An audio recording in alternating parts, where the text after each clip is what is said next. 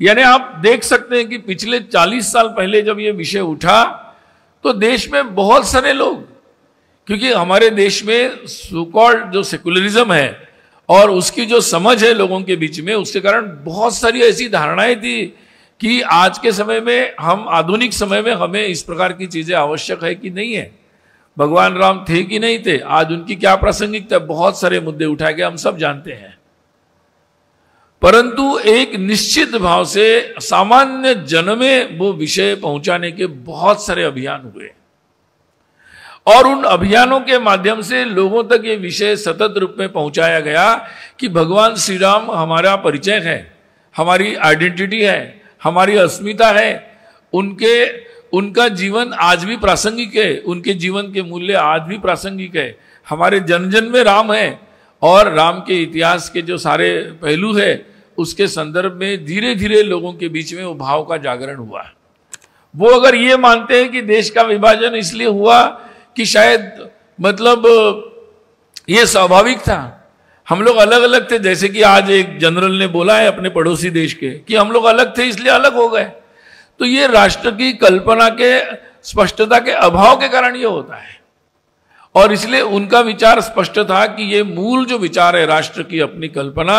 इसके बारे में लोगों के बीच में ये विषय जाना चाहिए। हम किसी प्रतिक्रिया में या किसी संकट के काल में या एक दूसरे की संकट में कोई विशेष परिस्थिति में हम राष्ट्र नहीं बने, या किसी राजनीति के कारण, किसी युद्ध के कारण हम राष्ट्र के रूप में नहीं उभरे हैं, तो हम एक सतत अपनी साधना से लोक कल्याण और सबका कल्याण, इस भावना से सतत एक दूसरे का विचार करते करते करते करते उससे जो जीवन की कला विकसित हुई, उससे एक संस्कृति विकसित हुई और उसके आधार पर वैसा जीवन जीने वाले जो एकत्व के सुर में चलते हैं, ऐसे लोग के समूह के रूप में हम इस भूमि में एक राष्ट्र के रूप में उभरे हैं। कि लोग क्या सोच रहे हैं देखकर नारे और मैनिफेस्टोज बदलते हैं, परंतु दीनदयाल जी ने जो रास्ता लिया वो ये रास्ता था कि जो विचार है उसको धीरे धीरे उसके साथ समझौता करने की जरूरत नहीं, क्योंकि वो लोकहित में है और वो एक किसी ने तय नहीं किया, हजारों वर्षों से चल रहा है, टेस्टेड है। तो वो विचार के अनुकूल लोगों का मत बनाने में पूरी शक्ति अगर लगाएंगे तो समय के साथ धीरे धीरे उसके लिए लोगों का मत बनेगा। और एक राजनीतिक रूप में वैसे ये कॉस्टली है, क्योंकि राजनीतिक दल को तो तुरंत चुनाव में जाना है, परंतु उन्होंने, क्योंकि वो संघ विचार से थे और संघ विचार जिस तरीके से चला, तो उन्होंने ये बात राजनीति में प्रस्तुत की कि भाई आपको लोकमत तैयार करके अपने विचारों को लोगों के बीच में ले जाना है। वास्तव में आज जब हम सोचते तो ये बात बहुत क्रांतिकारी है और इसीलिए उन्होंने बहुत विस्तार से अपनी ये बातें बताई। एक राजनीति में भी सामान्यता ये बात होती है कि लगातार अभी इलेक्शन आ रहा है, अभी क्या करना और उसमें लोगों को क्या बताना, इस पर जोर लगाया जाता है। और दुनिया भर के लोकतंत्र में भी ये लगातार दिख रहा था उस समय भारत में नया नया लोकतंत्र था और इसी प्रकार की बातें देखकर एक लोकतंत्र में भी एक लंबे समय तक लोकमत अच्छी दिशा में बनाना, लोगों को लोक लुभावन बातें बताकर, तात्कालिक कुछ पॉपुलरिस्टिक बातें करके लुभाकर सत्ता में आना, ये सही मार्ग नहीं है। कई ऐसी विचारधाराएं भी हुई पिछले हमारे 2 शताब्दियों में, जिन्होंने, और पहले भी हुई, धार्मिक पद्धति से ऐसे कुछ विचार आए कि जिन्होंने एक विचार रखा और बस वो लोकमत नहीं बनाया, वो लोगों पर थोपा गया। पिछली शताब्दी में वामपंथ का भी विचार आया, वो लिख दिया गया और वो लोगों पर थोप दिया गया और थोपने के लिए फिर उसके बहुत सारे रास्ते अपनाए गए।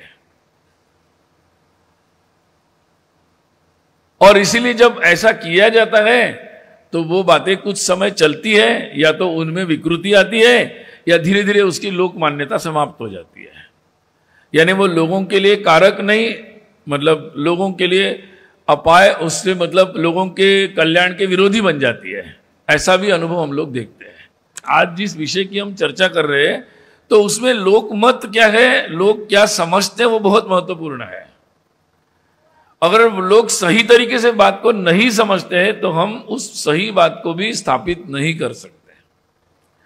और इसलिए लोक मान्यता किसी विषय की क्या है, वो बहुत महत्वपूर्ण है। दीनदयाल जी ने अपने पूरे विवेचन में जितना महत्व राजनीतिक विचार को दिया, उतना ही उस राजनीतिक विचार की लोगों में मान्यता बनाने के लिए दिया है। और राजनीति का जो एक मुख्य उद्देश्य अपने देश में चलता रहा, हम तो राम राज्य की कल्पना करते हैं और भगवान श्री राम के उस राज्य को हम सबसे आदर्श मानते हैं, जिसकी कल्पना को हमारे संविधान में भी लक्षित किया गया है, उल्लेख किया गया महत्वपूर्ण रूप में। और इसलिए उस राम राज्य में प्रजा का और प्रजा के विचारों का बड़ा महत्व है। यह कार्य बहुत ही अभिनंदनीय है कि मुंबई में जिस स्थान पर और जिन तिथियों में 60 वर्ष पूर्व हमारे सबके लिए श्रद्धेय दीनदयाल उपाध्याय जी के आख्यान हुए थे, और वो सामान्य आख्यान नहीं थे, तो स्वाधीन भारत के दृष्टि से एक महत्वपूर्ण दिशा दर्शन था। उन दिनों चल रही राजनीति की दृष्टि से, सामाजिक जीवन की दृष्टि से एक महत्वपूर्ण दिशा दर्शन था, और इस दृष्टि से आज उसका पुनः स्मरण करने का जो प्रयास दीनदयाल शोध संस्थान, अतुल जी यहाँ है और निखिल मुंडले जी भी है, और लोढ़ा फाउंडेशन के श्रीमान मंगल प्रसाद जी भी है, और हम सब जानते हैं कि आज विशेष उपस्थिति श्री सतीश जी की है। और अभी हम जिनका सुन रहे थे तो रविंद्र जी भी बहुत वर्षों से लगातार वास्तव में एक साधक के रूप में पंडित दीनदयाल जी के विचारों पर लगातार अध्ययन कर रहे, और हम सभी उनके वक्तव्य और लेखन से लाभान्वित होते रहते हैं। आज विशेष रूप से हमारे सबके लिए प्रेरणास्थान आदरणीय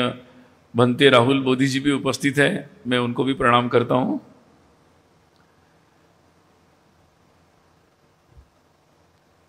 कई महात्मा होते हैं कि जो अपने समय में ही बहुत अधिक प्रासंगिक बनते हैं और समय के साथ कभी कभी उनकी प्रासंगिकता कम भी हो जाती है, परंतु कुछ महात्मा ऐसे होते हैं कि शायद संभवतः उनके समय में उनके विषयों की जो प्रासंगिकता है या उसका जो महत्व है वो उस समय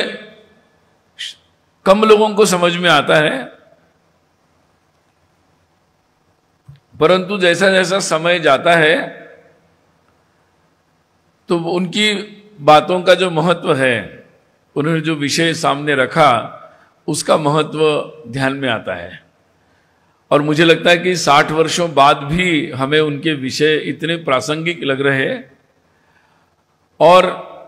केवल हमें नहीं लग रहे, पूरे देश में इन विषयों पर आधारित लोक कल्याण कैसे हो सकता है इसका विचार चल रहा है। और ऐसे समय में हम इस पर विचार करने के लिए यहाँ उपस्थित हुए, ये अपने आप में एक विशेष बात है, और मैं इस सब में आप लोगों ने भाग लिया इसलिए आप सबको भी बधाई देता हूँ। और निश्चित रूप से ये मुझे विश्वास है कि हम सब मिलकर इन विषयों को आज के संदर्भ में से जोड़कर आगे लेकर जाएंगे। देश तो स्वाधीन हो गया था, ब्रिटिश सरकार चली गई थी 47 में, और हमारे देश में एक नई व्यवस्था जिससे देश संचालित होगा, ऐसी व्यवस्था का आगमन हुआ था। हमने लोकतंत्र की व्यवस्था को स्वीकार किया था। वैसे हजारों वर्षों की अपनी यात्रा में राजा और राज्य की व्यवस्था उस प्रकार से चलती आई, परंतु उनमें भी अपने इतिहास में राजा कैसा होना चाहिए, प्रजा आधारित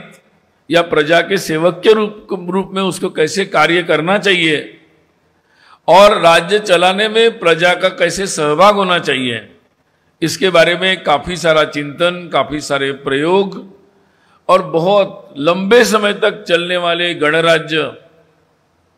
और लोकतांत्रिक व्यवस्था से चलने वाले राज्यों के भी इतिहास का क्रम हमारे पास है और उसके आधारित उन अनुभवों पर लिखे हुए ग्रंथ भी हमारे पास राजनीति के संदर्भ में उपलब्ध है। और राजनीति का जो एक मुख्य उद्देश्य अपने देश में चलता रहा, हम तो राम राज्य की कल्पना करते हैं और भगवान श्री राम के उस राज्य को हम सबसे आदर्श मानते हैं, जिसकी कल्पना को हमारे संविधान में भी लक्षित किया गया है, उल्लेख किया गया महत्वपूर्ण रूप में। और इसलिए उस राम राज्य में प्रजा का और प्रजा के विचारों का बड़ा महत्व है और उसके आधार पर हमेशा जिसका उद्देश्य लोक कल्याण है, इस उद्देश्य से राज्य चलना चाहिए, इस विचार की परंपरा हमारे देश में लगातार चलती रही। और यह परंपरा बहुत पुरानी, केवल कई लोग सोचते हैं कि राम राज्य तो बहुत पुरानी कल्पना है, वास्तव में जीवन में कहाँ ऐसा होता था। कभी कभी मैं सोचता हूं कि ब्रिटिशों के समय ये हमारे मन में डाल दिया गया कि हमारे राजा तो बड़े गड़बड़ थे और कुछ बस वो अपनी मजा में ही रहते थे, उनको प्रजा से कोई लेना देना नहीं था। मैं कई बार सोचता हूं कि ये भी एक प्रकार का एक गलत प्रचार था, हमारे विदेशी शासकों के द्वारा फैलाया गया एक प्रचार था। अपवाद रूप में कुछ राजा होंगे जिनकी उस प्रकार का चरित्र रहा होगा, परंतु अगर हम आज के समय में, अगर मैं इतने वर्षों के बाद कुछ विश्लेषण करता हूं, तो मैंने ऐसी एक बार समझने का प्रयास किया तो मुझे समझ में आया कि जहां ब्रिटिश काल में भी जहां ब्रिटिश शासन सीधा था और जहां राजा काम करते थे, तो मैंने देखा कि मैसूर में तो लोगों की कल्याण की बातें बहुत हुई, उसके बाजू में ब्रिटिश शासन सीधा था, वहां की व्यवस्था गड़बड़ थी। गुजरात में सयाजीराव गायकवाड़ का जो वहां शासन चलता था, वहां की व्यवस्था और बाजू में जहां ब्रिटिश शासन था, वहां की व्यवस्था में लोगों की, आज भी हम उस समाज जीवन की प्रगति को हम देख सकते हैं कि किस तरीके से वहां लोग कैसे आगे बढ़े। अभी भी वहां के लोगों के सहभाग से होने वाले उत्सवों की परंपरा कैसी वहां जीवित रही और बाकी जगह उसकी परिस्थिति को हम कैसे देखते हैं। और इसीलिए आज इतने वर्षों बाद भी अगर हमारे राजा इतने खराब होते तो शायद मुझे लगता है कि उनको लोग भगा ही देते, लेकिन आज भी लोग, राजा तो हो गया, इतने समय हो गया, फिर भी लोग उनको राजा के नाम पर वोट देते हैं, इतनी उनकी आज भी लोकप्रियता चलती है। तो कभी कभी ये बात मैं इसलिए कह रहा हूं कि आज जिस विषय की हम चर्चा कर रहे हैं तो उसमें लोकमत क्या है, लोग क्या समझते हैं, वो बहुत महत्वपूर्ण है। अगर लोग सही तरीके से बात को नहीं समझते हैं तो हम उस सही बात को भी स्थापित नहीं कर सकते। और इसलिए लोक मान्यता किसी विषय की क्या है वो बहुत महत्वपूर्ण है। दीनदयाल जी ने अपने पूरे विवेचन में जितना महत्व राजनीतिक विचार को दिया, उतना ही उस राजनीतिक विचार की लोगों में मान्यता बनाने के लिए दिया है। कई ऐसी विचारधाराएं भी हुई पिछले हमारे 2 शताब्दियों में, जिन्होंने, और पहले भी हुई, धार्मिक पद्धति से ऐसे कुछ विचार आए कि जिन्होंने एक विचार रखा और बस वो लोकमत नहीं बनाया, वो लोगों पर थोपा गया। पिछली शताब्दी में वामपंथ का भी विचार आया, वो लिख दिया गया और वो लोगों पर थोप दिया गया, और थोपने के लिए फिर उसके बहुत सारे रास्ते अपनाए गए। और इसीलिए जब ऐसा किया जाता है तो वो बातें कुछ समय चलती है, या तो उनमें विकृति आती है या धीरे धीरे उसकी लोक मान्यता समाप्त हो जाती है। यानी वो लोगों के लिए कारक नहीं, मतलब लोगों के लिए अपाय, उससे मतलब लोगों के कल्याण के विरोधी बन जाती है। ऐसा भी अनुभव हम लोग देखते हैं। और इसलिए जो अपनी हिंदू पद्धति है, भारत की पद्धति है कि धीरे धीरे जमीन से एक एक विषय पर लोगों का मत बनता जाए और बनते बनते उनके अनुभवों से वो अपना मत बनाए। ये प्रक्रिया दिखने में लंबी लग सकती है, परंतु हमारे देश में आज जो वेद का ज्ञान है, वो ज्ञान अगर आज देश में हमें हर जगह उपस्थित दिखता है हमारे जीवन में, क्योंकि ये पीढ़ियों तक ये लोकमत जागरण का उन तरीके से लोगों को तैयार करने का एक कार्य सतत रूप से चलता रहा। इस कारण से हम आज भी उस एक संस्कृति के साथ चलने के लिए आज भी हम तैयार हैं।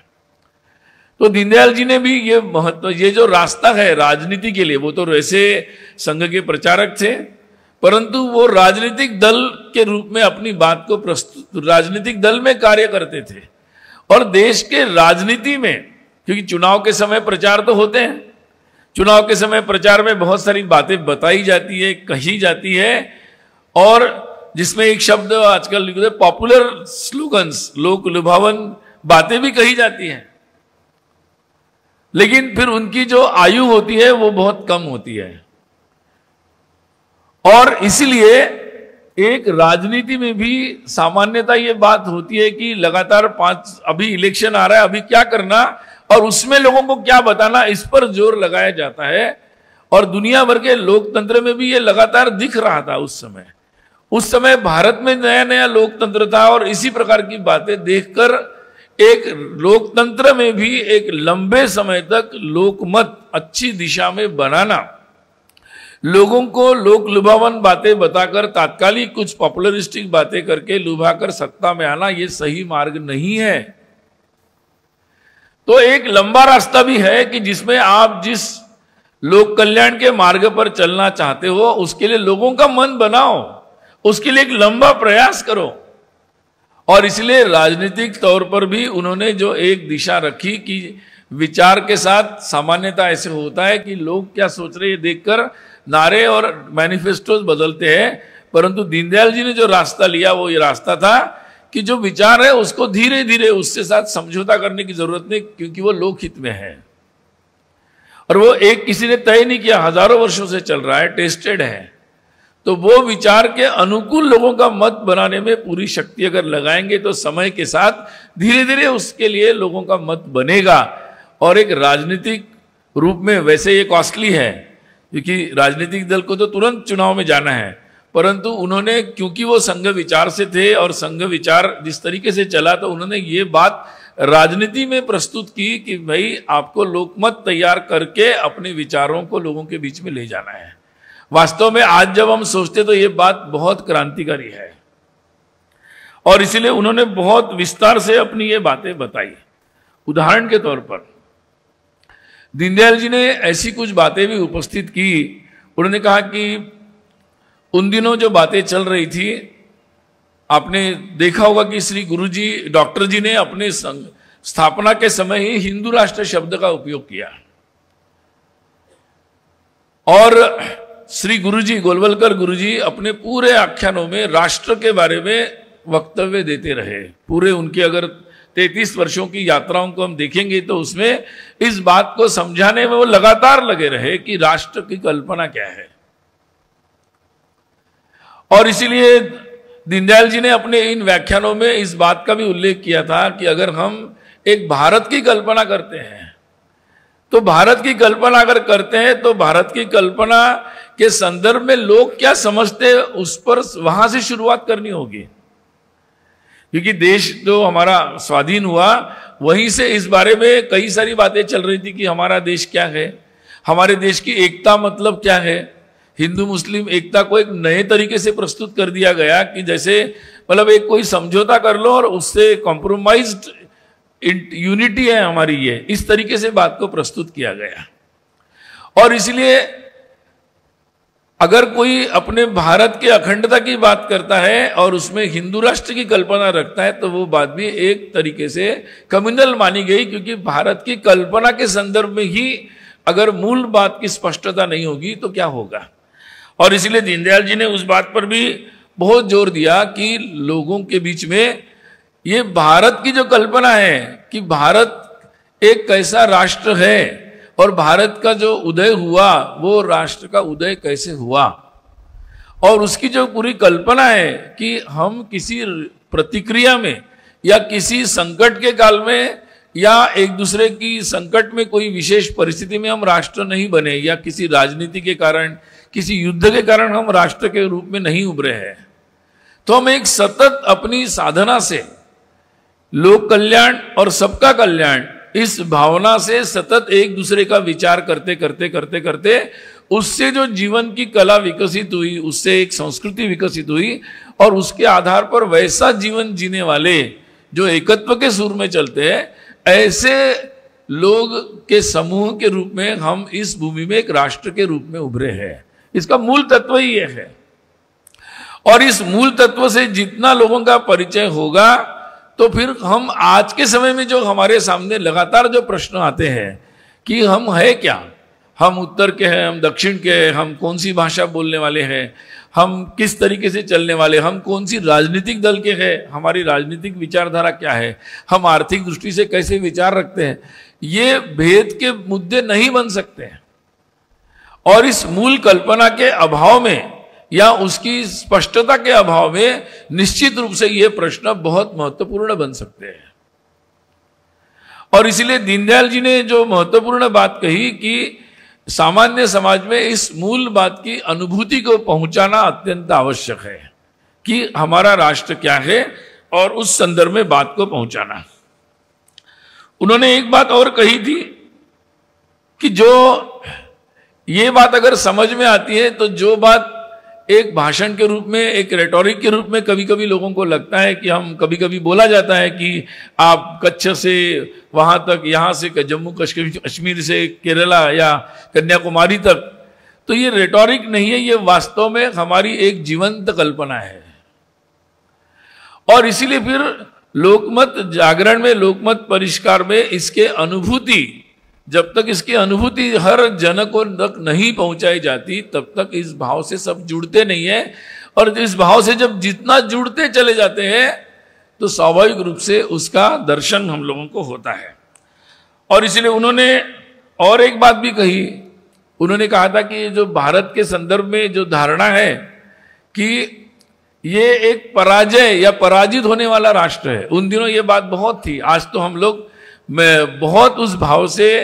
काफी ऊपर उठकर आए हैं, परंतु उन दिनों जब दीनदयाल जी ये बात बोल रहे थे, तो उन दिनों ये बात चल रही थी कि भारत तो हमेशा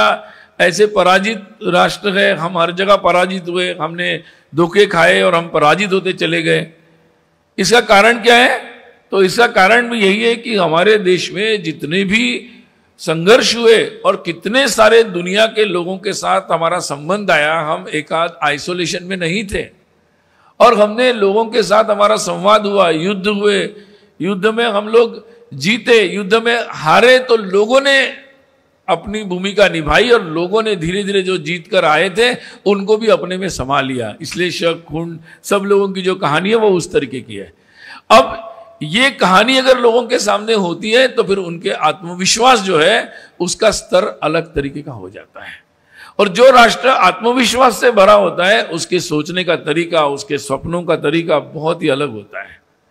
और इसलिए दीनदयाल जी ने इस बारे में भी कहा कि देश का विभाजन क्यों हुआ। दीनदयाल जी कहते हैं कि ये भी एक बात है कि जो देश के हर व्यक्ति को पता होना चाहिए।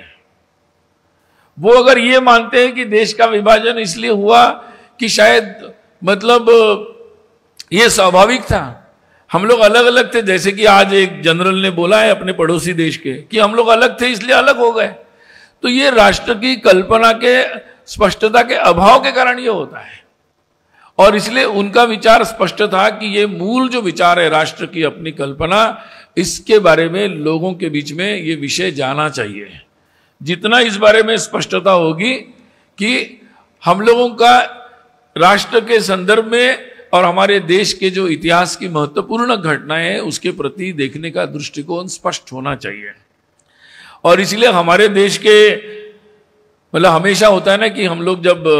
कोई भी कथा सुनते हैं, कोई मूवी देखते हैं, कोई पुस्तक पढ़ते हैं, तो ये प्रश्न महत्वपूर्ण आता है कि हीरो कौन है, विलन कौन है। और कई बार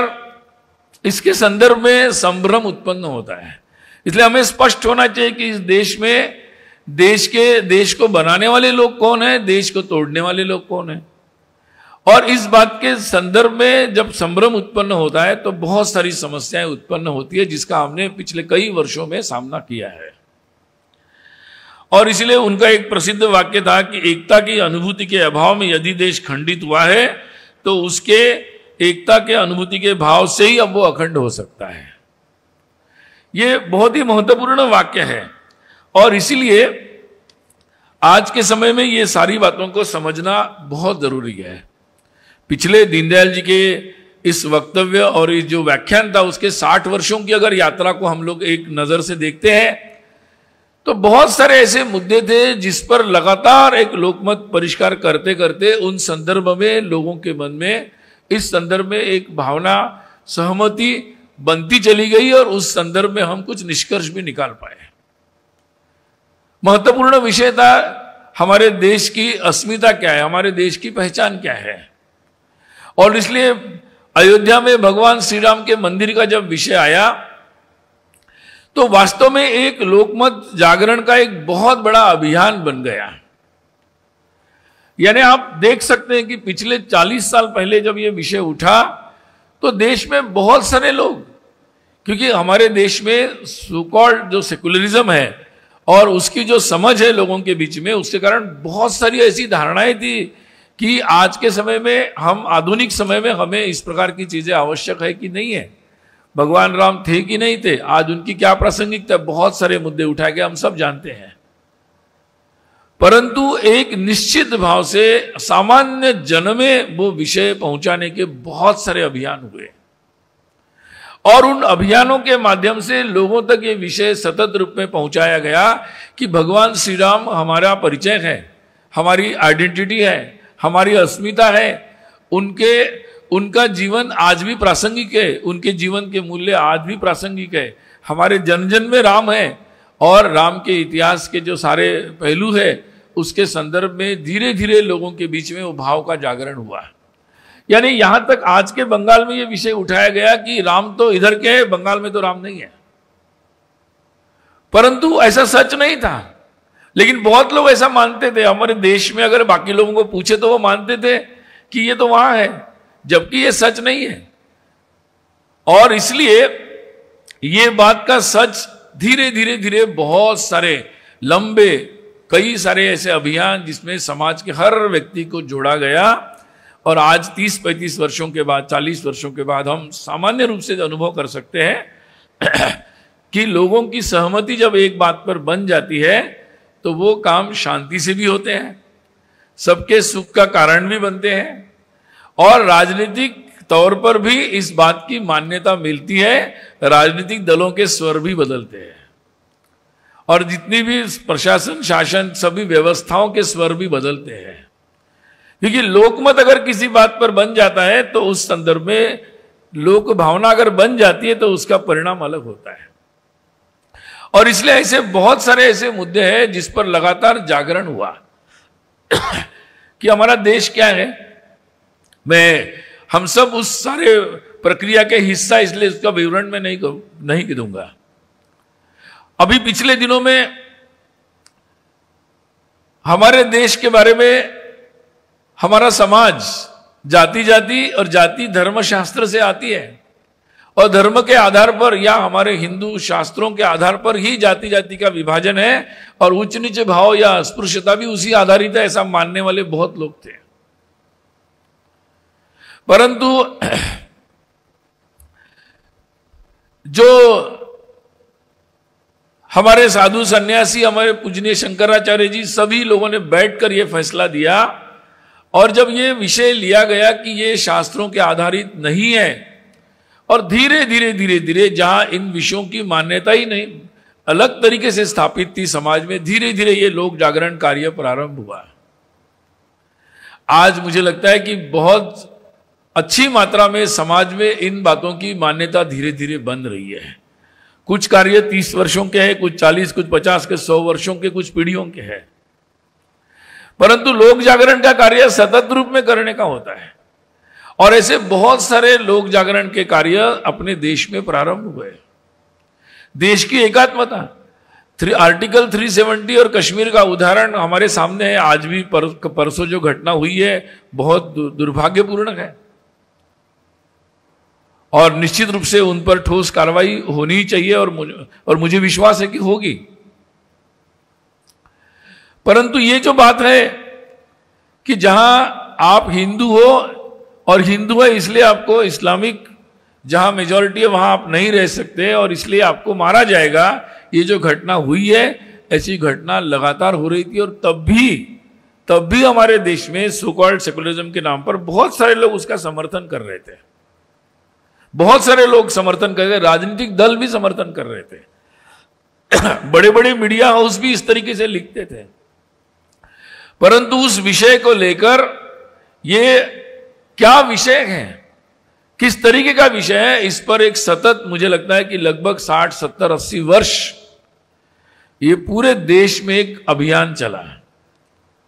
कितनी सभाएं हुई, कितने वक्तव्य हुए, कितने डॉक्यूमेंट्स गए, कितने आर्गुमेंट्स बने कि क्या है ये और ये कैसा एक अभिन्न अंग है। और जैसे जैसे धीरे धीरे लोकमत इस संदर्भ में बनता चला गया, मुझे लगता है कि सरकार भी ठोस निर्णय ले पाई, न्यायालय भी उस पर ठोस भूमिका ले पाए और धीरे धीरे राजनीतिक दलों के स्वर भी बदलते चले गए। और ये ऐसी बहुत सारी बातें हैं जिसके बारे में मैं इसलिए ये बात कह रहा हूं कि जो बात एक तत्व के रूप में दीनदयाल जी ने कही और पिछले 60 वर्षों में उस बात पर एक लंबा रास्ता लिया गया लोकमत जागरण का कि इस पर लोकमत तैयार किया जाए। अगर लोकमत तैयार होगा, जमीन से होगा, तो फिर कोई दूसरी शक्ति उसको रोक नहीं पाएगी। सबको लोकमत के सामने झुकना ही पड़ेगा, उसके अनुसार चलना ही पड़ेगा। और इसलिए ये बात इसलिए स्मरण करना आवश्यक है कि हमने पिछले कुछ वर्षों में लोकमत जागरण या लोकमत परिष्कार के आधार पर ही देश के सामने जो महत्वपूर्ण विषय है उनको हाथ में लिया, उनको छुआ और समाज के बहुत सारे लोगों ने इस बात को गहराई से समझा और समझने के कारण एक आम जन में कई महत्वपूर्ण विषयों पर सहमति का दौर लगातार चल रहा है। देश के, क्योंकि दीनदयाल जी कहते हैं कि जनतंत्र में समान लोक इच्छा वास्तव में एक कल्पना मात्र है, क्योंकि समान लोक इच्छा नहीं हो सकती, लोगों की इच्छाएं बहुत अलग अलग हो सकती है। वो और एक वाक्य भी कहते हैं कि जनतंत्र में किसी की इच्छा चलती नहीं है। लेकिन महत्वपूर्ण विषय यही होता है कि अपनी जो इच्छा है उसका अगर सामान्य लोगों की जो इच्छा है उसके सामने अपनी इच्छाओं का अगर दमन नहीं करेंगे तो दूसरों की बात मान नहीं सकते। जो अभी कभी कभी हम देखते हैं कि जब अपनी इस पर व्यक्तिगत जीवन में भी देखते हैं, कोई अगर अपनी बात पर मतलब अपनी इच्छाओं का दमन नहीं करता है तो वो दूसरों की बात मानने के लिए कभी तैयार नहीं हो सकता। ये जैसे व्यक्तिगत जीवन में होता है, एक पूरे राष्ट्र के रूप में भी जब हम सोचते हैं तब भी यही होता है। और इसीलिए कई विषय ऐसे हो सकते हैं कि जिसमें हमारे विचार अलग अलग हो, परंतु उसके बाद भी राष्ट्र के हित में सामान्य जन की जो सामान्य इच्छा होती है उसके अनुरूप सबको अपने विचारों को ढालना आवश्यक है। कभी कभी हम आज की राजनीति में देखते हैं कि कुछ लोग जब इस बात को नहीं समझते तो वो राष्ट्र के महत्वपूर्ण विषयों पर भी अपने जिद से अड़े रहते हैं और सामान्य इच्छा के अनुरूप चलने के लिए तैयार नहीं होते। उससे जो विकट परिस्थिति बनती है उसका भी हम अनुभव करते हैं। और इसीलिए किसी ने ये कहा था कि लोकतंत्र जो है वो वाद विवाद से चलने वाला है, मतलब वेस्ट में उसको बोलते हैं कि झगड़े से चलने वाला है, परंतु हमारे देश में जो परंपरा थी वाद विवाद की परंपरा है, वाद की परंपरा है। वादे वादे जायते तत्वबोधा, यानी वाद, आजकल टीवी डिबेट्स को मत देखो, उसको कंपेयर मत करो, लेकिन वाद होते होते आप धीरे धीरे एक दूसरे के विचारों को समझते जाओ और एक दूसरे के विचार को समझकर उससे एक विचार जो योग्य लगता है उसको दोनों स्वीकार कर लो। यह बहुत महत्वपूर्ण है। यानी गंगा जमुना तहजीब वगैरह बोलते रहते हैं, लेकिन ये बात भूल जाते हैं कि गंगा यमुना गंगा में मिलने के बाद वो गंगा हो जाती है, ये बात भूल जाते हैं। तो सहमति का जो दौर है वो इस तरीके से चलता है। दीनदयाल जी बहुत अच्छे से उसको ये बात कहते हैं कि विविधताओं का जो सामंजस्य है वो बहुत महत्वपूर्ण है लोकतंत्र में या हमारे समाज जीवन के सह अस्तित्व में। और इसीलिए वो कहते हैं कि अगर हम लोगों को अपने सहमति बनानी है तो सहमति तो उनकी बन सकती है कि जो अपनी इच्छाओं पर काबू रख सकते हैं। जो अपनी इच्छाओं पर काबू नहीं रख सकते उनकी सहमति नहीं बन सकती। और इसलिए लोक चरित्र जो है वो बहुत महत्वपूर्ण है। जैसे होता है कि अगर 4 लुटेरों की गैंग बन जाती है, वो अच्छी लूट भी कर लेते हैं, परंतु उनकी जो एकता बड़ी स्ट्रांग लगती है, मजबूत लगती है, परंतु वो एकता समय के साथ जैसे ही माल हाथ में आ गया वो समाप्त हो जाती है, क्योंकि वो स्वार्थ के आधारित बनी हुई है। और इसलिए अगर लोग एकत्रित भी आते हैं, संगठन भी बनाते, दल भी बनाते हैं, एक कॉम्बिनेशंस भी बनाते हैं, युति भी बनाते हैं, लेकिन अगर वो केवल स्वार्थ के आधार पर है तो वो जैसे ही स्वार्थ का बात हाथ में आएगी तो वो विवाद में परिवर्तित हो जाएगी, निश्चित है वो। और इसलिए चरित्रवान जो लोग होंगे, जो अपनी इच्छाओं पर नियंत्रण रख सकते हैं, उनकी इच्छाएं लोक इच्छा के और लोक हित के अनुसार नियंत्रित होती है, वो समुदाय, वो संस्थाएं, वो लोग एकत्रित आ सकते हैं और लंबे समय तक एकत्रित काम कर सकते हैं। और इसलिए ऐसा समाज जो इस तरह से समाज चरित्रवान समाज हो वही एक रह सकता है। अगर चरित्रवान समाज नहीं है, वो अपनी अपनी अगाध इच्छाओं के पीछे दौड़ रहा है, तो वो समाज एकत्रित नहीं रह सकता, क्योंकि उनके लिए वो अपनी अगाध इच्छाएं महत्वपूर्ण हो जाती है और सामंजस्य बन नहीं सकता। और इसलिए लोकमत परिष्कार में ये बहुत महत्वपूर्ण है कि लोक चरित्र, उनका चरित्र कैसा बनता है, क्या वो समाज हित में, जैसे व्यक्तिगत घर में भी अपने जीवन में अगर पूरे परिवार को चलाना है तो अपनी इच्छाओं के बारे में नियंत्रित करना होता है, एक दूसरे की इच्छाओं का सम्मान करना होता है। वही राष्ट्र में भी है। अगर हर संस्थाएं, हर समुदाय अगर अपनी अपनी इच्छाओं को लेकर बैठ जाए तो सहमति नहीं बन सकती, और अपनी इच्छाओं को अगाध रूप में रख दे तो कैसे हो सकता है। और इसीलिए लोक चरित्र और उसके आधार पर लोगों का एक सहमति बनती है, लोक जागरण होता है, तो यह सामंजस्य बन सकता है। और इसीलिए दीनदयाल जी कहते हैं कि जो असंयमी है वो अपनी इच्छाओं पर कभी काबू पा नहीं सकता। और वो फिर क्या करता है, अगर वो नहीं पा सकता तो वो किसी भी तरीके से अपनी इच्छा के अनुसार बातें करने का प्रयास करता है। ये व्यक्ति भी हो सकता है और समुदाय भी हो सकता है। और जब वो ऐसा करते हैं तो निश्चित रूप से वो सफल हुआ तो जो बाकी लोगों की इच्छा है या लोकतंत्र है वो असफल होता है,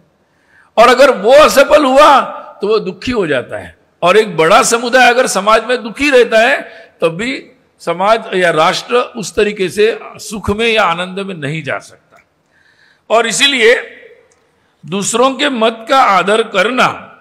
कभी कभी क्या होता है कि कुछ लोग, दीनदयाल जी कहते हैं कि कुछ लोग धर्मभीरु होते हैं, वो सोचते हैं कि मैं क्यों बोलूं, संकोच करते, चुप रहते हैं, लेकिन वो हमेशा चुप ही रह जाते हैं और बोल ही नहीं पाते। और कुछ लोग हैं कि वो बोलने से छोड़ते नहीं हैं और जोर से बोलते हैं। लोकतंत्र में भी होता है, कुछ संगठन, कुछ समाज बहुत जोर से बोलते हैं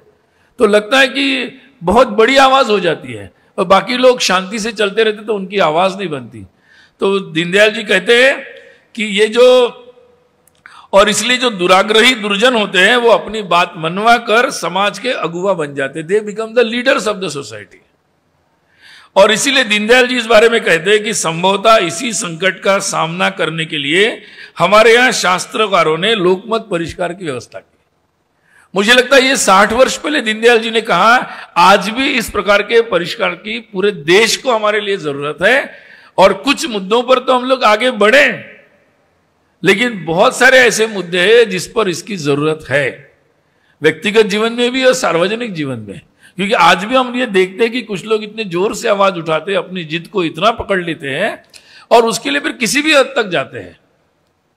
और इसीलिए जो दीनदयाल जी ये भी कहते हैं कि ये बात भी गलत है कि जो लोग अच्छे लोग हैं वो हमेशा चुप रहे, सही नहीं है। और इसलिए संयम वो होता है कि एक अधिक बोलने वाला और गूंगा, इसके बीच में संयमी व्यक्ति होता है, वो संयम के बारे में व्यवस्थित व्याख्या करते हैं। तो उन्होंने कहा कि जो संयम के साथ चलने वाला समाज और व्यक्ति जब हम रहता है तो वो तंत्र फिर ठीक से चलता है। और इसलिए कभी कभी हम देखते हैं हमारे समाज में भी इसका बैलेंस जो है, संतुलन उल्टा सीधा देखते हैं हम लोग, और जिसके कारण उत्पन्न होने वाली समस्या भी देखते हैं। इसलिए लोकमत परिष्कार के नाम पर व्यक्ति की सभी स्वतंत्रताएं समाप्त हो गई तथा कुछ व्यक्तियों की तानाशाही जनता की इच्छा ऐसा बोलकर चलाई जा रही है, तो वो सही नहीं है। और इसीलिए ये बात वो कहते हैं कि इस तरीके से ये बात बहुत महत्वपूर्ण है कि समाज में लोकमत जागरण और हरेक को अपनी बात बोलनी चाहिए, हरेक को अपनी बात संयमित तरीके से बोलनी चाहिए। और इसलिए समाज जीवन में ऐसी संस्थाएं, ऐसे लोग, ऐसे प्रतिनिधित्व जिसको हम रिप्रेजेंटेटिव बोलते हैं, वो आवश्यक है कि जो सही समय पर उचित बात को बिना किसी दबाव से वो अपनी बात को व्यक्त कर सके, और इस तरीके से नहीं कि वो समाज के लिए अहितकारी हो। तो समाज के हित में जिससे फिर से सहमति बनाई जा सके, इस स्वरूप में प्रस्तुत करें। ये बात भी बहुत जरूरी है क्योंकि समाज में बहुत सारे संगठन है अलग अलग प्रकार के सेक्टर को रिप्रेजेंट करने के लिए। हमारी मांगे पूरी करो चाहे तुम कुछ भी करो। तो ये जो स्वरूप है, इसके कारण भी समस्याएं बनती है। और इसलिए इस संदर्भ में भी ये बात आज भी आवश्यक है कि इस तरीके से एक ऐसी संस्थाएं जो बड़े से बड़े समूहों को प्रतिनिधित्व करती हैं, उनको इस संदर्भ में जागरूक होना, ताकि वो एक व्यापक हित के रूप में अपनी बात को और एक प्रस्तुत करें। और इस दृष्टि से जो लोग उनके साथ हैं, वो अगर इस स्वरूप में रहेंगे कि हमें तो कुछ बोलना नहीं, जो नेताजी बोलेंगे वही बोलना है, तो फिर वो एक सतत रूप में लोगों की इच्छा के नाम पर बाकी लोगों का तंत्र चलता रहेगा। और इसलिए सामान्य जहां कई सारे लोग, सामान्यता ऐसे दुनिया भर में होता है कि कई सारे लोग जो लोगों को टेकन फॉर ग्रांटेड करते हैं, वो इसी तरीके से चलाना चाहते हैं। लेकिन दीनदयाल जी कहते हैं कि जिनको सच्ची राजनीति करनी है, जिनको वास्तव में लोक कल्याण करना है, उनको लोकमत परिष्कार में जाना चाहिए, लोगों को सच बताना चाहिए और लोगों को सच के साथ आगामी भविष्य के लिए अच्छा काम करने के लिए तैयार करना चाहिए और आम सहमति के लिए प्रयास करना चाहिए। अब यह भी एक महत्वपूर्ण प्रश्न आता है, दीनदयाल जी उस पर भी कहते हैं कि यह लोकमत परिष्कार किसको करना चाहिए। क्योंकि वैसे तो हर पार्टी कैंपेन्स करती है,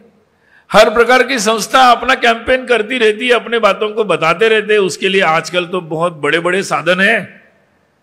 मतलब प्रत्यक्ष के अलावा भी अप्रत्यक्ष के बहुत सारे साधन उपलब्ध हैं, जिसमें बहुत सारे एल्गोरिदम है, उसकी टेक्नोलॉजीज है, उसको आप आगे बढ़ाने के बहुत सारे तंत्र उपलब्ध है। तो बहुत सारे लोग अलग अलग तरीके से इसके लोकमत जागरण के, लोकमत परिष्कार के प्रयोग करते रहते हैं। तो दीनदयाल जी ने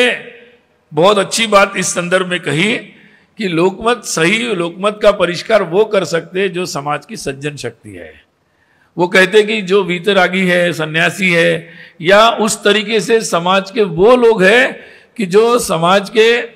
भलाई के लिए अपने जीवन में उस तरीके से भेदभाव से मुक्त होकर कार्य कर रहे हैं, ऐसे लोग या ऐसी संस्थाएं, ये लोग लोकमत परिष्कार का सही काम कर सकते हैं।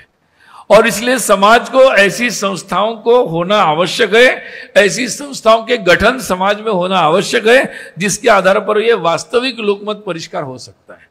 अन्यथा वैसे तो लोकमत परिष्कार होता रहता है, अपने अपने तरीके से लोग करते रहते हैं, साधनों का उपयोग, दुरुपयोग, बहुत कुछ चीजें अधिक उपयोग, अत्यधिक उपयोग भी करते रहते हैं। हम इसका रोज अनुभव ले रहे हैं, आज के युग में तो बहुत ज्यादा है। और इसलिए ये बहुत महत्वपूर्ण बात है कि लोक राज्य तभी सफल हो सकता है जब हम इस मध्यम मार्ग से जाकर हम अपनी बात को लोगों के सामने रखेंगे। और इसलिए ये हम जब लोकमत में हम लोगों ने हर एक व्यक्ति को एक मत इक्वल कर दिया है, हर एक का मत महत्वपूर्ण है, और हर मतदाता अपनी आज्ञा, वो शब्द उपयोग करते हैं कि मतदाता का मत जो है वो लोक आज्ञा है, लोकाज्ञा है, कि जो आज्ञा दे रही कि आप इस तरीके से करो। और इसे लोक आज्ञा क्या होगी, ये लोगों का मन क्या होगा, लोगों के विचार क्या होंगे, उनकी समझ क्या होगी, उनकी सहमति किन बातों पर होगी, और वो भयमुक्त होकर क्या सोच रहे, वो भय में पीड़ित है, ये भी बहुत महत्वपूर्ण है। अगर वो भय से पीड़ित है तो वो नहीं कर सकते। और इसलिए जैसे विषय आया कि बहुत सारे इज़म्स का जन्म अपने दुनिया भर में हुआ, इन इज़म्स के माध्यम से लोगों ने अपने अपने विचारों को प्रस्तुत किया और एक तरीके से कई बार थोपने का भी प्रयास किया। इसलिए वो कहते थे कि ये दर्शन है, हमारी दर्शन और इज़म की कल्पना समान नहीं है, और इसीलिए ये दर्शन लोकमत परिष्कार से धीरे धीरे धीरे धीरे परिष्कृत होता है। यानी दर्शन एक प्रिंसिपल है, लेकिन उसका जो स्वरूप है वो स्वरूप लोकमत के जागरण करते करते जो लोगों से सहमति बनती है उससे वो परिष्कृत होता है। ये बड़ा इंपॉर्टेंट है, मतलब इट इज इवॉल्विंग। ये पहले से तय हो गया आप स्वीकार करो वैसा नहीं है, इट इज एवर इवॉल्विंग, और ये इसकी विशेषता है। इसलिए एकात्म मानव दर्शन जब दीनदयाल जी रखते हैं तो ये एवर इवॉल्विंग है, इसलिए 60 वर्ष के बाद भी उसके पहलुओं पर हम चर्चा कर सकते हैं। It is not a close book, ये ओपन बुक है जिस पर आज भी चर्चा की जा सकती है और उसके मुद्दों पर अपने तरीके से हम इंटरप्रेट कर सकते हैं, उसके मतांतरों पर हम चर्चा कर सकते हैं। यही अपनी विशेषता है। अब आज के संदर्भ को अगर हम देखेंगे तो आज बहुत सारे नए विषय भी हमारे समाज के सामने आए हैं जिन पर लोकमत परिष्कार होना अत्यंत आवश्यक है, क्योंकि वास्तव में आज हर समाज को आने वाले समय में जीना कैसे है यह बहुत महत्वपूर्ण है। क्योंकि आपके जीने की कल्पना कैसी है, आप कैसा राष्ट्र बनाना चाहते हैं। क्योंकि आज हमारे देश में विकास की कल्पना पर चर्चा बहुत दिनों से हो रही थी, लेकिन अब विकास की वास्तविकता से हम आगे बढ़ रहे हैं। समृद्धि का एक स्पर्श हम लोगों को हो रहा है, नई तकनीकी का स्पर्श भी हमें काफी व्यापक मात्रा में हो रहा है, और इसलिए ऐसे समय पर यह बात समझना बहुत जरूरी है कि हम कैसा भारत बनाना चाहते हैं। ये इस पर लोकमत परिष्कार होना, सहमति बनना अत्यंत आवश्यक है। कि कई देखा हमने कि सार्वजनिक जीवन में ये बातें बोली जाती है, कोई बोलते हैं कि हम मुंबई को शंघाई बना देंगे, कोई बोलते हैं कि हम ये बना देंगे, और कहीं ना कहीं इसके पीछे एक मानसिकता आती है कि अगर हमें विकसित होना है तो शायद हमें अमेरिका जैसा होना है, कभी कोई सोचता है जापान जैसा होना है, कभी सोचता है चीन जैसा होना है। तो ये विकास की जो कल्पना चल रही है, या आने वाले समय में हमें बहुत सारे विषयों को कैसे हैंडल करना है,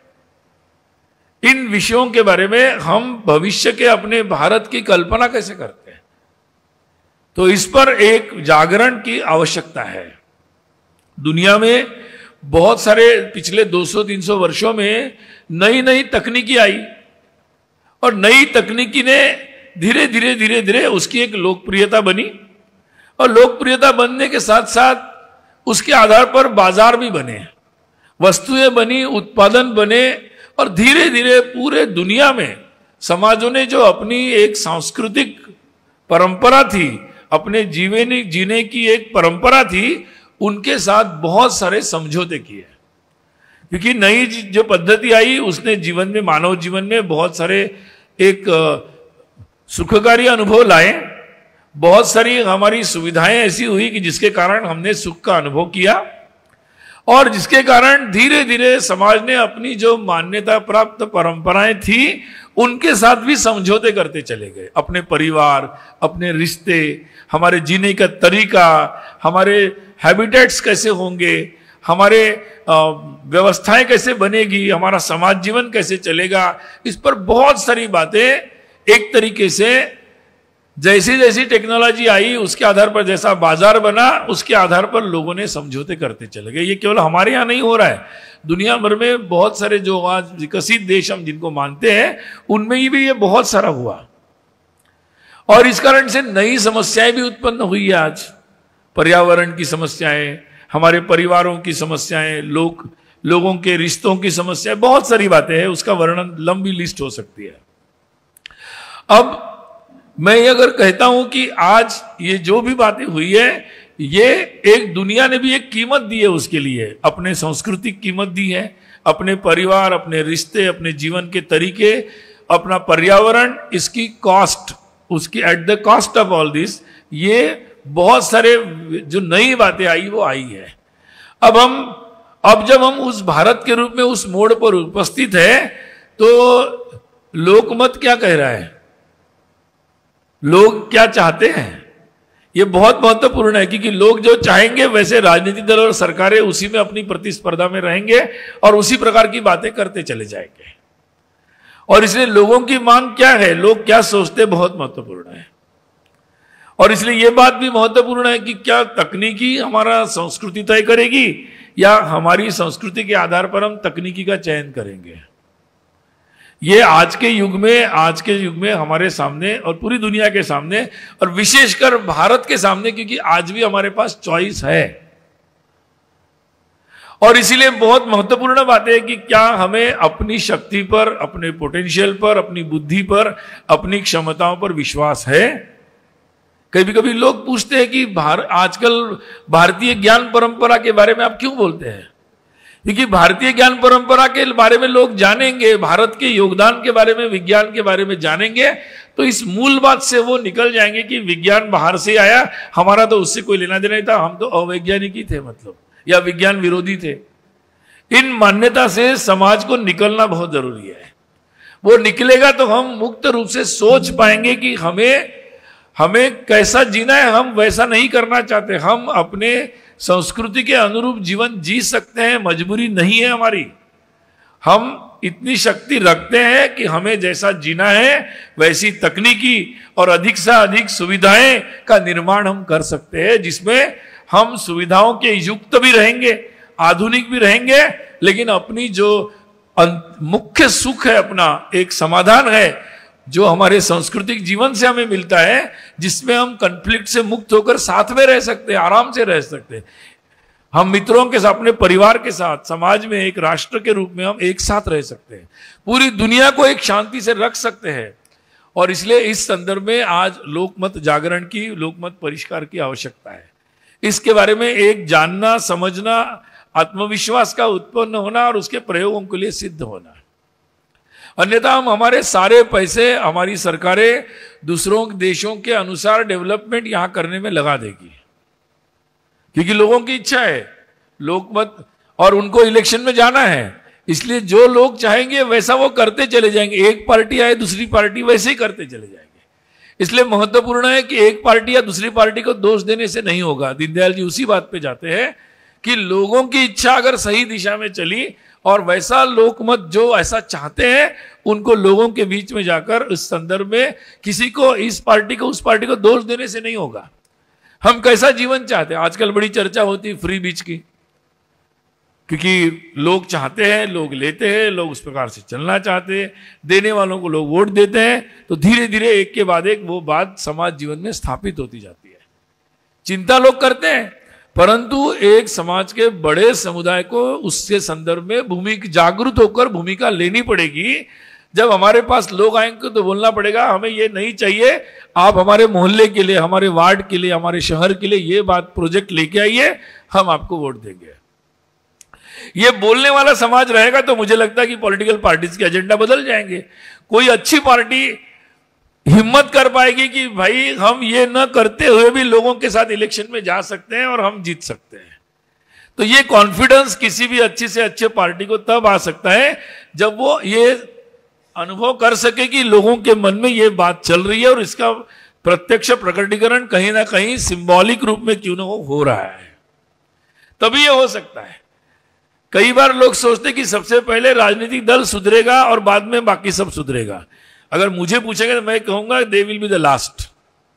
धीरे धीरे एक एक चीज सुधरती चली जाएगी, वो लोग अपनी भूमिकाएं बदलते चले जाएंगे। हर दल में कोई खराब लोग नहीं है, बहुत अच्छे लोग हैं, लेकिन उनको राजनीति करनी है, राजनीतिक दल को चुनाव में जाना है, एक दूसरे के सामने खड़े हैं। और इसलिए अगर लोग कहेंगे कि भाई हमें राम मंदिर चाहिए, तो सब राजनीतिक दल में मान लिया और सभी लोग उसी भाषा को बोल रहे हैं। इसलिए लोग क्या मानते हैं बहुत महत्वपूर्ण है। कई बार लोग आज भाषा, अब सरकार ने तो बोल दिया कि भाई भारतीय भाषा में शिक्षा लो, लेकिन सरकार ने बोलने से केवल भारतीय भाषा में शिक्षा नहीं होगी। तो लोगों के मन में यह बात जब तक है कि भाई भारतीय भाषा के आधार पर हम आगे नहीं बढ़ सकते, तो उनको बताना पड़ेगा कि जितने भी विकसित देश है वो देश अपनी अपनी भाषाओं में काम कर रहे हैं। आप ताइवान से लेकर जापान तक सब देशों के नाम ले सकते हैं, वो अपनी भाषा में काम कर रहे हैं। लेकिन ये बात के लिए जब धीरे धीरे लोगों का मन बनता चला जाएगा, अपने आप मुझे लगता है कि राजनीतिक सरकारें जो होगी वो कंपटीशन में आएगी, हर व्यवस्था को आपकी भाषा में उपलब्ध करेगी। लोग हिंदी सिनेमा देखते हैं, मराठी सिनेमा देखते हैं, जितना जो देखेंगे उतना प्रोड्यूस होगा, उतना आएगा। और इसलिए लोग क्या देखना चाहते हैं, अगर लोग देशभक्ति की फिल्म देखना चाहते हैं, लोग छावा देखना चाहते हैं तो लोग बनाएंगे, अगर लोग नहीं देखना चाहते तो वो दूसरे प्रकार की बनाएंगे। तो लोकमत क्या कहता है और उसका प्रकटीकरण होना ये बहुत ही महत्वपूर्ण है। और इसलिए हमारे सामने आज कई बार ये विषय आता है कि हमारे कई सारे जो माध्यम है उसमें गलत कंटेंट आता है। कभी कभी लोग बोलते हैं ओटीटी पर गलत कंटेंट आ रहा है और उसको खत्म करना चाहिए, लोग बोलते हैं। परंतु मुझे जहां तक मैं समझता हूं, जब टिकटॉक का विषय आया था तो बहुत दिन तक ये बात चल रही थी कि टिकटॉक को रद्द करेंगे तो हमारे युवा क्या सोचेंगे, अगर वो नाराज हो गए तो नो पार्टी कैन अफोर्ड। और इसीलिए जब धीरे धीरे उसके बारे में लोगों का मन बना और ये समझ में आया कि लोगों को चाइना का जो चल रहा है उससे लोगों को चिढ़ है और टिकटॉक चाइना का है, तब सरकार लोकमत देखकर हिम्मत कर पाई और उन्होंने टिकटॉक को हटा दिया और लोगों ने भी उसको स्वीकार कर लिया। अब मुद्दा वही आता है कि अगर लोगों का मत बार बार प्रकट हो जाएगा कि भाई ये नहीं चाहिए, ऐसा नहीं चाहिए, तो मुझे लगता है कि 1 मिनट की बात है, कोई भी सरकार हो वो स्ट्रांग स्टेप ले सकती है, उस पर कोई भी सरकार ले सकती है।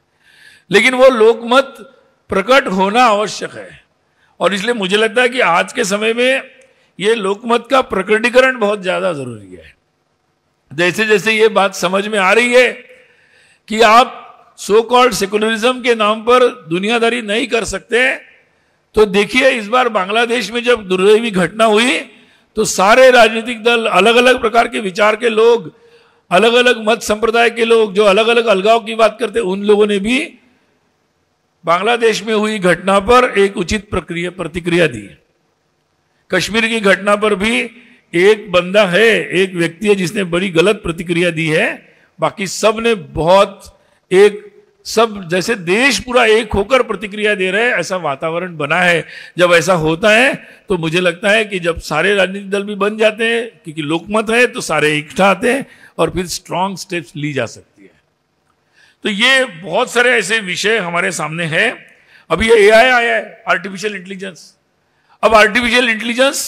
इथिकल भी हो सकता है। अभी अच्छा किया, उपयोग किया, दीनदयाल जी के बारे में हमने सुना, देखा, अच्छा लगा। लेकिन आर्टिफिशियल इंटेलिजेंस, दुनिया भर में ये चर्चा चल रही है कि क्या आर्टिफिशियल इंटेलिजेंस लोगों के डाटास को, लोगों के फोटोज को, लोगों की आवाजों को मनमाने तरीके से उपयोग करने का एक लाइसेंस है? तो नहीं हो सकता। हमारे देश में तो हम ऐसा नहीं कर सकते हैं। लेकिन अगर इसके बारे में लोगों के विचार नहीं रहेंगे तो एआई पॉपुलर है, लोग चैट जीपीटी में कुछ भी देखना चाहते हैं, अपना काम खुद करने की जगह हर काम वहीं से करवाना चाहते हैं, तो सरकारें इस पर इथिकल ग्राउंड्स पर क्या कर सकती है? और इसीलिए लोगों की इस बारे में राय प्रकट होना, और आजकल तो सोशल मीडिया हमारे पास है, बहुत सारे अनावश्यक कामों के लिए तो बहुत उपयोग होता है, लेकिन ऐसे आवश्यक कामों के लिए अगर आज हम इन माध्यमों का उपयोग करते हैं और उन माध्यमों से राय देते हैं, देखिए अभी सोशल मीडिया से कोई राय बनती है, कभी कभी गलत होती है, कभी सही होती है, लेकिन जो राय आती है उसका प्रभाव सभी पर पड़ता है। मीडिया पर भी पड़ता है, लोगों पर भी पड़ता है, राजनीति पर भी पड़ता है, बिजनेस पर भी पड़ता है। अगर सभी लोग सामान्य लोकमत बनकर अगर हम उस माध्यमों भी अपनी सही राय को उपस्थित करते हैं तो उसका भी प्रभाव पड़ेगा।